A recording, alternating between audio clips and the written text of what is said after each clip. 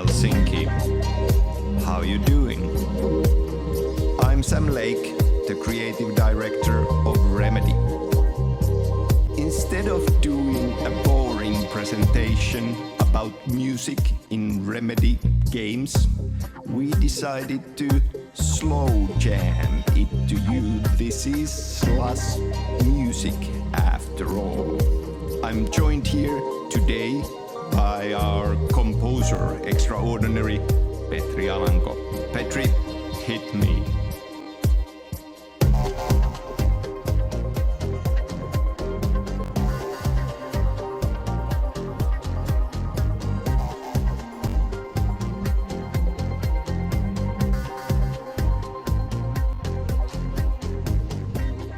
Remedy was born from the demo scene where art, code and music come together in perfect harmony.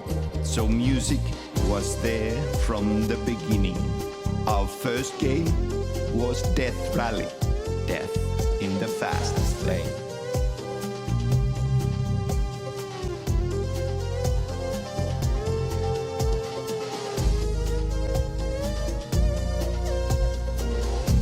Cars and machine guns, oh yeah. Our ambition grew. We wanted to create cinematic games, drawing inspiration from movies and TV shows. Games with gripping stories, deep characters, immersive worlds, and amazing action. We needed music to match, a soundtrack to elevate the scenes, make it more dramatic, more thrilling, a movie soundtrack.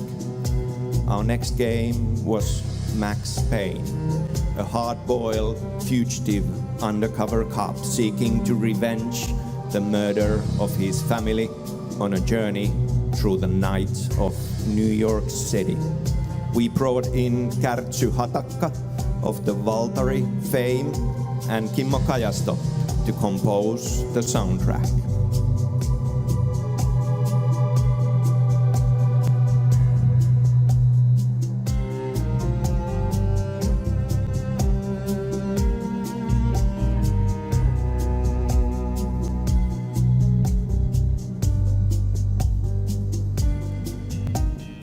The sun went down with practiced bravado. And the ambition kept growing. I wanted music to be part of the story. In the very first draft of screenplay of Max Payne 2, he had lost his memory. The only clue was a line playing over and over again in his head that would later on turn out to be a line from a song.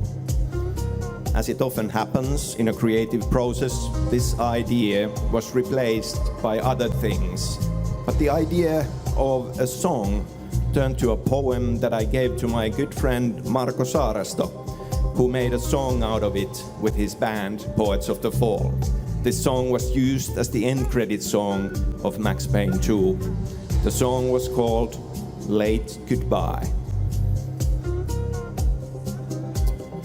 And we keep driving into the night. It's a late goodbye, such a late goodbye. What could be more film noir than that? And we keep driving into the night. It's a late goodbye.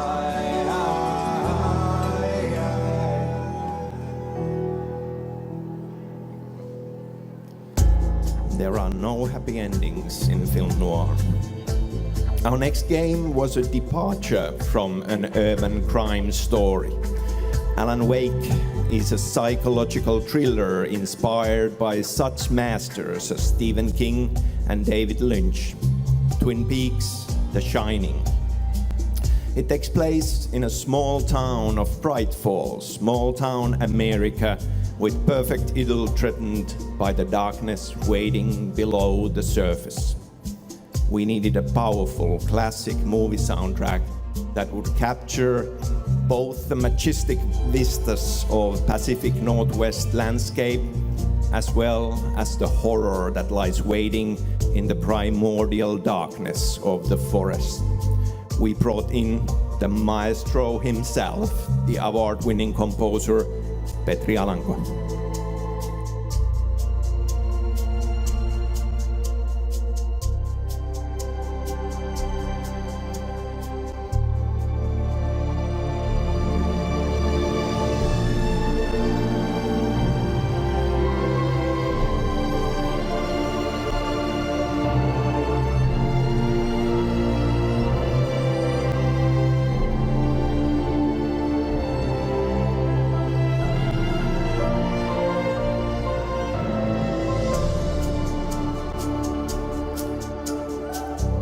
In Alan Wake, we moved from building a movie-like arc to the pacing of a season of a TV series and divided the experience into episodes. We licensed a lot more songs. Every episode had a song at the end that fit the themes of the story. The first song in the game, capturing the dreamlike idyll, was Roy Orbison's In Dreams. In dreams, I walk with you. We are leaving the waking world behind. We embrace the small town quirkiness with Harry Nilsson's Coconuts.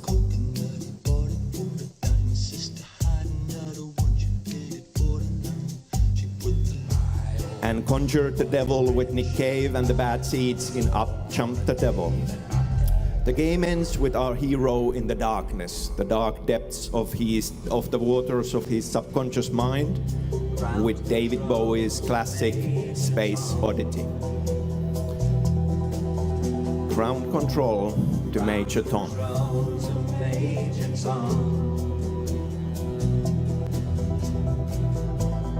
Take your protein pills and put your helmet on. I wanted to do more with music still in Alan Wake, to make it part of the story. Poets of the Fall came back and assumed the guise of a fictional band in Alan Wake's world, Old Gods of Asgard. There are two senile old men in the game, Odin and Thor Anderson. They used to have a rock band in the 60s and 70s. Now they are crazy, or old Viking gods, depending on who you ask. Poets created two songs for the band. Both play important roles in the plot. Both exist in the world of the game. The Poet and the Muse is a ballad in the form of a fable, a cautionary tale containing clues to the game. Children of the Elder God is a fighting song, serving as a backdrop to the most memorable fight scene between the forces of light and darkness.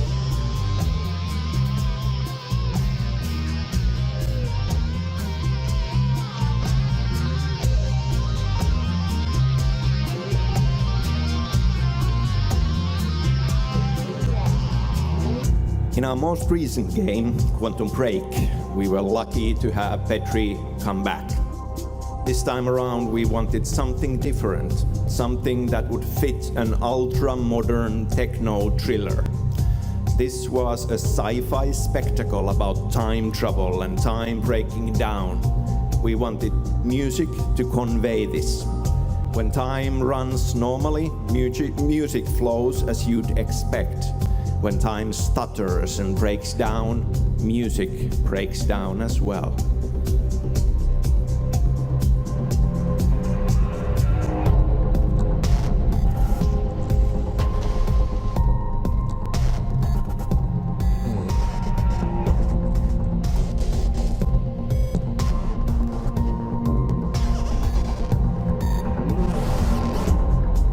Licensed tracks included songs from the Black Keys, Kate Tempest, Paramore, Royal Blood, and Death from Above 1979. There was Nick Cave's Higgs Boson Blues, and there was Toto's Africa, which played a role in the story as the favorite song of one of the main characters, Beth Wilder. Beth signs her graffiti art as Toto, which becomes part of the time travel mystery. Licensing is an art form of its own. Toto said no to us at first, and they were not the only ones. Their idea of video games didn't quite match what we were creating. So we got in touch with them personally and luckily got them to agree. Music is emotion. Music tells a story. Music plays many different roles, all of them important to us in our games. And we are always looking for new ways to use it. Maybe one of these days I'll get to fulfill my dream and create a game that's also a musical. Thank you. You've been a lovely audience. Ladies and gentlemen, Petri, Alanko.